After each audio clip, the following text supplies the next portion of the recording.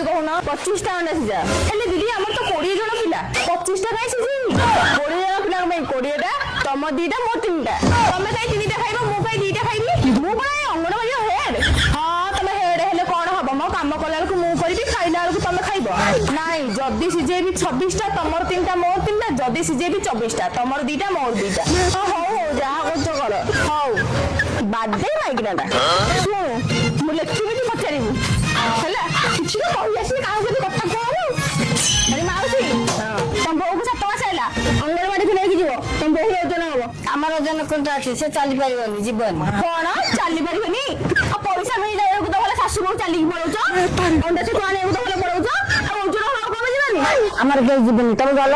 ସରକାର କେମିତି ଜାଣିବେ ସେ ପ୍ରେଗନେଣ୍ଟ ଅଛନ୍ତି ବୋଲି? ଆମେ ସିନା ଖାତାରେ ଲେଖିଲେ ସେ ଜାଣିବେ, ଆମକୁ ପଇସା ମିଳିବ, ନହେଲେ କେମିତି ମିଳିବ? ହଁ ଆମେ ଯାଉଛୁ, ପଠେଇଦବ। ଅଙ୍ଗନବାଡି ଘଣ୍ଟା ଛାଡି ଅଣ୍ଡା ଛତୁଆ ପାଇଁ ଗାଡିଆ ଗାଡି। ମାଉସୀ, ତମ ନାତୁଣୀକି ଆଇଲେ ଓଜନ କରାଇବୁ। ଆସ ଆସ, ଏଇ ତାକୁ ଓଜନ କରେ ସେ ବ୍ୟାଗରେ ପୁରା। ଏଇଠିକି ନେବିନି, ତତେ କାହିଁ ନେବି? ଠିଆ ନେବି।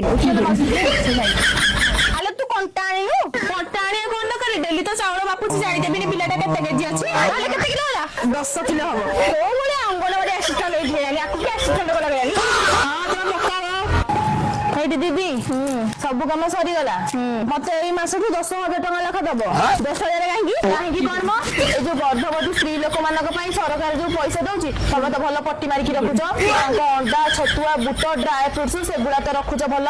ତୁ ବେଶୀ କଥା କହୁଛୁ, ତୋର ବେଶୀ କମ୍ପ୍ଲେନ। ଭାତ ଡାଣ କରିଦଉଛୁ, ଡାଲି ପାଣିଆ କରିଦଉଛୁ, ଅଣ୍ଡା ସିଝୁନି, ଡାଲି ପାଣିଆ ହଅନ୍ତାନି ବୋଧେ। ଡାଲି ଥିଲେ ସିନା ମୁଁ ଭଲରେ ଡାଲି କରନ୍ତି। ତମେ ପରା ମାସ ମୁଣ୍ଡକୁ 10 କିଲୋ ଡାଲି ନେଇକି ପଳଉଛ। ମୁଁ କଣ ଏକା ନଉଛି, ତୁ କିଛି ନଉନୁ? ହଁ ମୁଁ 5 କିଲୋ ଡାଲି ନେଲେ ତମେ 10 କିଲୋ ନଉଛ, 2 ଗୁଣା ମୋଠୁ ଅଧିକ ନଉଛ। ଏ ଭଗବାନ, ଏ ମାଇକିନାକୁ ପାରି ହବନି। ସତ କହିଲେ ତମେ କହୁଛ ପାରି ହବନି।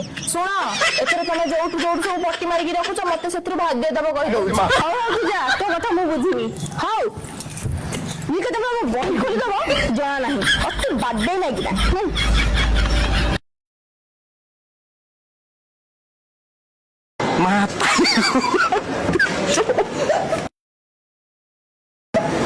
Matarí,